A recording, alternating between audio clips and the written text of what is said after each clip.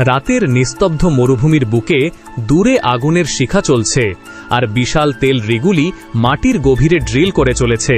আর এখান থেকেই উঠে আসে সেই জ্বালানি যার ওপর নির্ভর করে আমাদের গাড়ি, বিমান, এমনকি অসংখ্য কারখানার কাজ চলে। তাই পেট্রোল এবং ডিজেল যে আমাদের জীবনে কতটা গুরুত্বপূর্ণ তা বর্তমান এই তেল সংকট চিত্রগুলি দেখলেই বোঝা যাচ্ছে। তাই আজকের ভিডিওতে আমরা আপনাকে নিয়ে যাব সেই অদৃশ্য জগতের ভেতরে যা লুকিয়ে আছে পৃথিবীর গভীরে। আমরা প্রতিদিন যে পেট্রোল ব্যবহার করি সেটা আসলে কোথা থেকে আসে? মাটির অনেক নিচে থাকা কাঁচা তেল কিভাবে তৈরি হয়, আর সেই ঘন কালো তরল কিভাবে ধাপে ধাপে বদলে যায় হালকা শক্তিশালী পেট্রোলে, যা আপনার গাড়িকে চলার শক্তি দেয়।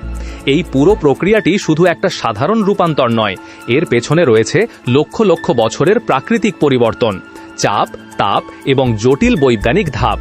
সহজভাবে বললে, পেট্রোল আসলে পৃথিবীর ভেতরে জমে থাকা প্রাচীন শক্তির এক রূপ, যা আজ আমরা ব্যবহার করছি আধুনিক জীবনে।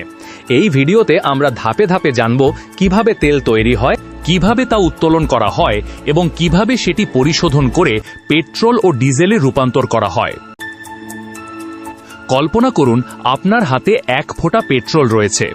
দেখতে তরল, হালকা আর সাধারণ, কিন্তু এর ভেতরেই লুকিয়ে আছে গভীর সমুদ্রের প্রাচীন ইতিহাস এবং কোটি কোটি বছর আগের অণুজীব শক্তি।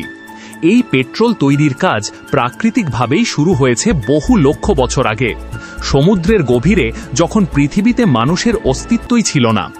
আজ আমরা গাড়ি চালাই, আকাশে উড়ি, দ্রুত গতির জীবনে অভ্যস্ত।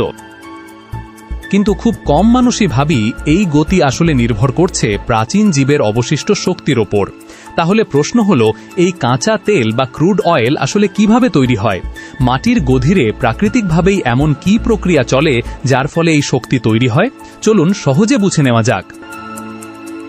বহু লক্ষ বছর আগে বিশাল সমুদ্রের মধ্যে অসংখ্য ক্ষুদ্র জীব ছিল, যেমন প্ল্যাঙ্কটন, শৈবাল এবং অন্যান্য অণুজীব। জীবনযাপন করত এরা সমুদ্রের গভীরে। এরা এতটাই ছোট যে খালি চোখে এদের দেখা যায় না।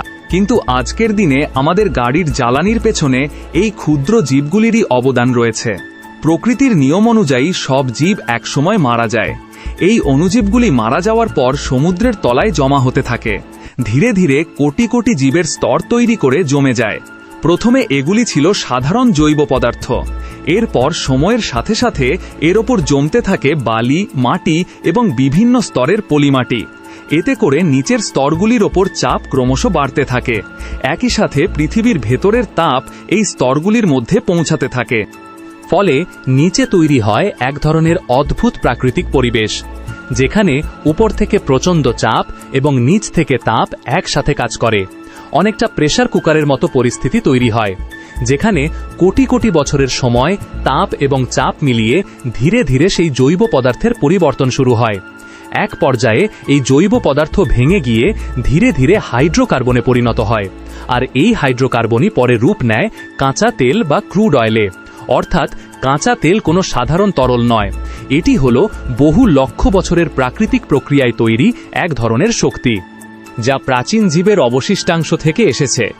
সহজভাবে বললে, আমরা আজ যে পেট্রোল ব্যবহার করছি তা আসলে কোটি কোটি বছর আগে সূর্যের শক্তিরই এক রূপ, যা সেই জীবগুলির মধ্যে সঞ্চিত ছিল। কিন্তু গল্প এখানেই শেষ নয়। এই কাঁচা তেল বা ক্রুড অয়েল বহু বছর ধরে মাটির অনেক গভীরে আটকে থাকে। এরপর মানুষকে তার প্রয়োজন আর কৌতূহলে এই লুকনো শক্তির কাছে পৌঁছাতে বাধ্য করে। তখনই শুরু হয় তেল উত্তোলন প্রক্রিয়া। এই প্রক্রিয়ার প্রথম ধাপ হল মাটির নিচে আদৌ তেল আছে কিনা তা খুঁজে বের করা। এর জন্য বিজ্ঞানীরা সিসমিক সার্ভে করে থাকেন। এই পরীক্ষায় মাটির ভেতরে ক্ষুদ্র কম্পন বা তরঙ্গ পাঠানো হয়।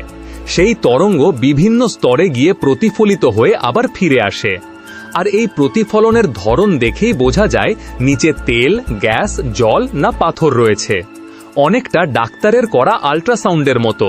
তবে এই প্রক্রিয়ায় পরীক্ষা করা হয় পৃথিবীর ভেতরকে।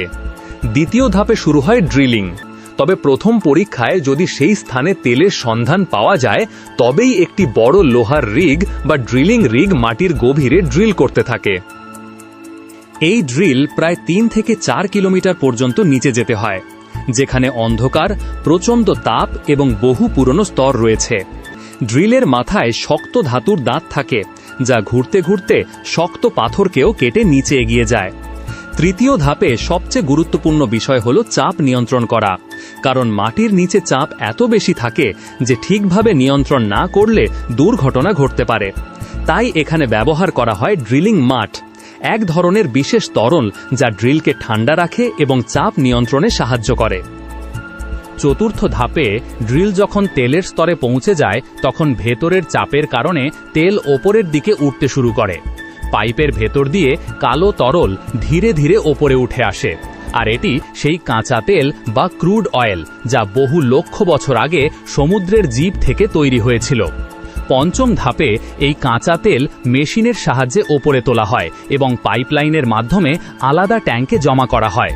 তবে মনে রাখতে হবে, এই অবস্থায় এটি এখনও পেট্রোল নয়, এতে বিভিন্ন ধরনের অমিশ্রণ রয়েছে এবং বেশি ঘন একটি তরল। এরপর শুরু হয় আসল রূপান্তরের ধাপ, যা হয় রিফাইনারিতে। এখানে কাঁচা তেলকে প্রায় 400 ডিগ্রি সেলসিয়াস তাপমাত্রায় গরম করা হয়। তখন এটি ফুটতে শুরু করে এবং একটি বড় টাওয়ারে পাঠানো হয়, যাকে ফ্র্যাকশনাল ডিস্টিলেশন কলম বলা হয়। এই টাওয়ারটি বহুতলা বিল্ডিংয়ের মতো উঁচু হয়, যেখানে ধাপে ধাপে তেলকে আলাদা করে বিভিন্ন জ্বালানিতে রূপান্তর করা হয়। এই টাওয়ারের ভেতরে বিভিন্ন স্তরে আলাদা আলাদা তাপমাত্রা থাকে। নিচের অংশ খুব গরম আর ওপরের দিকে ধীরে ধীরে ঠান্ডা। যখন গরম করা কাঁচা তেল বাষ্প হয়ে ওপরের দিকে উঠতে থাকে তখন প্রতিটি স্তরে তাপমাত্রা বদলায়, আর এখানেই শুরু হয় আসল আলাদা হওয়ার প্রক্রিয়া। প্রতিটি হাইড্রোকার্বন তার নিজস্ব বয়লিং পয়েন্ট অনুযায়ী আলাদা হয়ে যায়। একদম ওপরের দিকে থাকে এলপিজি, তার নিচে পেট্রোল বা গ্যাসোলিন, তারপর ন্যাপথা, এরপর আসে কেরোসিন ও জেট ফুয়েল, তার নিচে ডিজেল, আর একেবারে নিচে থাকে লুব্রিকেন্টস, ওয়্যাক্স এবং অ্যাসফল্ট। এই পুরো প্রক্রিয়ায় তাপমাত্রাই মূল নিয়ন্ত্রক হিসেবে কাজ করে। তবে শুধু আলাদা করলেই কাজ শেষ হয়ে যায় না। কাঁচা তেলের মধ্যে অনেক বড় বড় হাইড্রোকার্বন চেন থাকে, যেগুলি সরাসরি পেট্রোলে পরিণত হতে পারে না। তাই এগুলিকে ছোট ছোট অংশে ভাঙা হয়, যাকে বলা হয় ক্র্যাকিং। এই প্রক্রিয়ায় উচ্চ তাপ, চাপ এবং অনুঘটক ব্যবহার করে অণুগুলিকে ছোট করা হয়, যাতে সেগুলি হালকা জ্বালানি যেমন পেট্রোলের রূপ নিতে পারে। আবার ক্র্যাকিংয়েরও বিভিন্ন ধরন রয়েছে, যেমন থার্মাল ক্র্যাকিং, ক্যাটালিটিক ক্র্যাকিং এবং হাইড্রো ক্র্যাকিং। এরপর আসে আরেকটি গুরুত্বপূর্ণ ধাপ, রিফর্মিং। পেট্রোল শুধু হালকা হলেই যথেষ্ট নয়, এর গুণগত মানও ভালো হতে হবে। এই মান বোঝাতে ব্যবহার করা হয় অকটেন রেটিং। সহজভাবে বললে, অকটেন যত বেশি হবে ইঞ্জিন তত মসৃণভাবে চলবে এবং নকিং কম হবে। তাই রিফাইনারিতে কিছু রাসায়নিক পরিবর্তনের মাধ্যমে পেট্রোলের অকটেন বাড়ানো হয়। কাঁচা তেলের মধ্যে সালফার সহ আরও কিছু ক্ষতিকর উপাদান থাকে, যা সরাসরি ব্যবহার করলে পরিবেশ ও ইঞ্জিন দুটোরই ক্ষতি হতে পারে। তাই রিফাইনারি থেকে এই উপাদানগুলিও সরিয়ে ফেলা হয়, যাতে জ্বালানি আরও পরিষ্কার ও ব্যবহারযোগ্য হয়ে ওঠে। সর্বশেষে এই পরিশোধিত পেট্রোল বিশাল আকারের সংরক্ষণ ট্যাঙ্কে রাখা হয়। এখানে তাপমাত্রা ও চাপ নিয়ন্ত্রণে রাখা হয় এবং মান যাচাই করা হয়। এরপর সেই পেট্রোল পাইপলাইন বা ট্যাঙ্কের মাধ্যমে পৌঁছে যায় বিভিন্ন জায়গায়, যেখান থেকে আমরা তা ব্যবহার করতে পারি। এখান থেকে শুরু হয় এর আরেকটি দীর্ঘ এবং গুরুত্বপূর্ণ যাত্রা। প্রথমে পেট্রোল পাইপলাইনের মাধ্যমে পাঠানো হয় এবং এই পাইপলাইনগুলি শত শত কিলোমিটার লম্বা, মাটির নিচ দিয়ে নদী, পাহাড় পেরিয়ে ডিপো পর্যন্ত পৌঁছে গেছে, অনেকটা শরীরের শিরার মতো, যার মাধ্যমে শক্তি এক জায়গা থেকে অন্য জায়গায় পৌঁছায়। তবে এই যাত্রা সহজ নয়। কোথাও লিক, চাপের সমস্যা ও তাপমাত্রার পরিবর্তন হলে বড় দুর্ঘটনা ঘটতে পারে। তাই এই পাইপলাইনগুলি সারাক্ষণ নজরদারিতে রাখা হয়, সেন্সর, স্যাটেলাইট এবং বিভিন্ন মাপার যন্ত্র দিয়ে।